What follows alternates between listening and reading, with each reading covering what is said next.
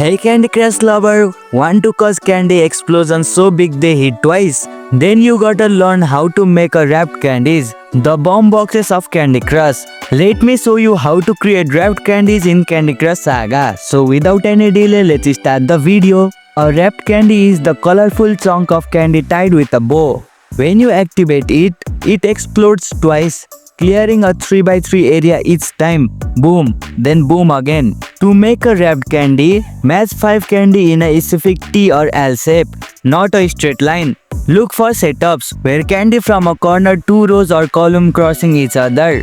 One move can turn it into a wrapped candy bomb. Bonus combo. Combine a wrapped candy with strip candy is equals to clear 3 massive rows and columns. Color bomb is equals to turn all candies of that color into wrapped candy chaos. And here you go, it's done. That's how you can create wrapped candies in Candy Crush Saga.